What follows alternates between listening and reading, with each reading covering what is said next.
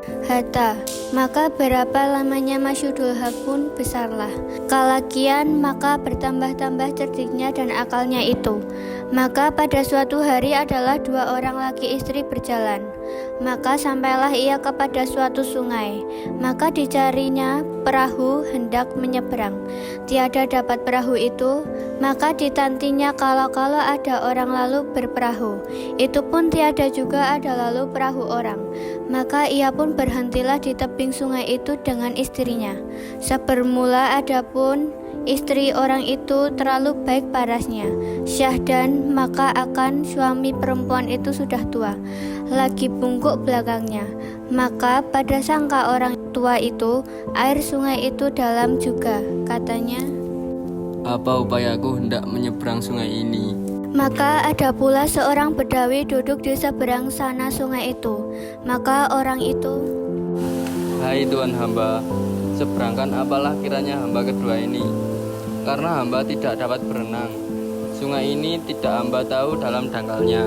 setelah didengar oleh bedawi kata orang tua bungku itu dan serta dilihatnya perempuan itu baik rupanya, maka orang bedawi itu pun sukalah dan berkata di dalam hatinya, untunglah sekali ini.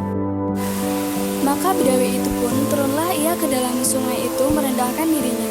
Hingga lehernya juga ia berjalan menuju orang tua yang bungkuk laki istri itu. Maka kata orang tua itu, Tuan hamba, seberangkanlah apalah hamba kedua ini.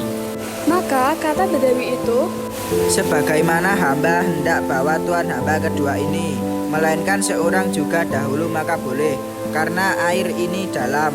Maka kata orang tua itu kepada istrinya, Pergilah diri dahulu. setelah itu maka turunlah perempuan itu ke dalam sungai dengan orang bedawi itu. Arkian, maka kata bedawi itu, Berilah barang-barang bekal-bekal tuan hamba dahulu, hamba seberangkan. maka diberi oleh perempuan itu segala bekal-bekal itu. Setelah sudah maka dibawanyalah perempuan itu diseberangkan oleh bedawi itu. Syahdan, maka pura-pura diperdalamnya air itu, supaya dikata oleh si bungku air itu dalam. Maka sampailah kepada pertengahan sungai itu. Maka kata bedawi itu kepada perempuan itu, Akan tuan ini terlalu elok rupanya dengan mudanya. Mengapa maka tuan hamba berlakikan orang tua bungku ini?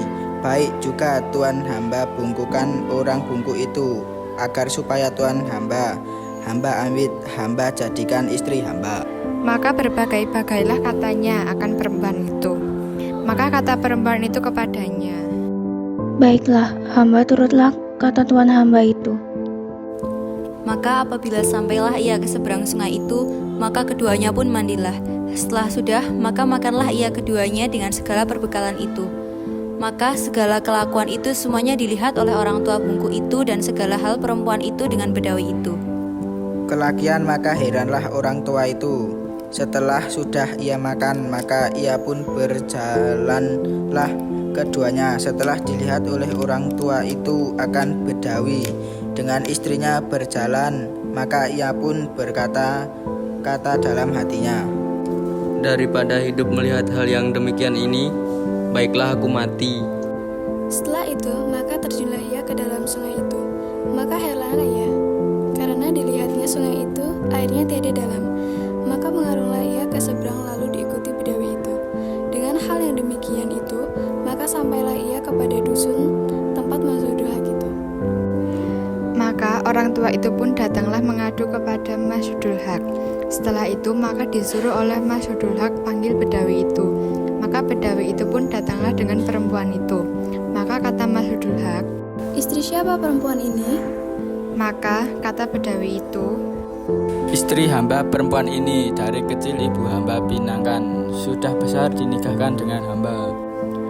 maka kata orang tua itu, Istri hamba dari kecil nikah dengan hamba. Maka dengan demikian jadi bergaduhlah mereka itu. Syahdan, maka gembarlah. Maka orang pun berhimpun, datang melihat hal mereka itu ketiga. Maka bertanyalah Masyudul Haq kepada perempuan itu, Berkata benarlah engkau, siapa suamimu antara dua orang laki-laki ini? Maka kata perempuan celaka itu, Si panjang inilah suami hamba. maka pikirlah Masyudul Haq, Baik, kepada seorang-seorang aku bertanya, supaya berketahuan siapa salah dan siapa benar di dalam tiga orang mereka itu. maka diperjauhkanlah laki-laki itu keduanya. Arkian, maka diperiksa pula oleh Masyhudul Haq. Maka kata perempuan itu, Si panjang itulah suami hamba. maka kata Masyhudul Haq, Jika sungguh ia suamimu, siapa mentua laki-laki dan siapa mentua perempuan dan di mana tempat duduknya? maka tiada terjawab oleh perempuan celaka itu. Maka disuruh oleh Masyhudul Haq perjauhkan. Setelah itu, maka dibawa pulang oleh si panjang itu. Maka kata Masyhudul Haq, Berkata benarlah engkau ini. Sungguhkah perempuan itu istrimu?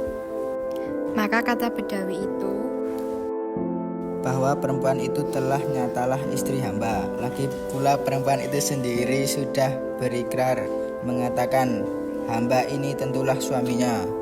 Syahdan, maka Masyhudul Haq pun tertawa, seraya berkata, Jika sungguh istrimu perempuan ini, siapa nama mentua laki-laki dan mentuamu perempuan dan di mana kampung tempat ia duduk? Maka tiadalah terjawab oleh laki-laki itu. Maka disuruh oleh Masyhudul Haq, jauhkan laki-laki bedawi itu. Setelah itu, maka dipanggilnya pula orang tua itu. Maka kata Masyhudul Haq, Hal orang tua, sungguhlah perempuan itu istrimu benar-benarnya. Maka kata orang tua itu, Daripada mula awalnya. kemudian maka dikatanya, siapa mentuanya laki-laki dan perempuan dan di mana tempat duduknya. Maka Masyhudul Haq dengan sekalian orang banyak itu pun tahulah akan salah satu bedawi itu dan kebenaran orang tua itu. Maka hendaklah disakiti oleh Masyhudul Haq akan bedawi itu. Maka bedawi itu pun mengakulah salahnya. Demikian juga perempuan celaka itu. Lalu didera oleh Masyhudul Haq akan bedawi itu serta dengan perempuan celaka itu 100 kali. Kemudian maka disuruhnya tobat bedawi itu. Jangan lagi ia berbuat pekerjaan demikian itu. Maka bertambah-tambah masyhurlah arif bijaksana Masyhudul Haq itu.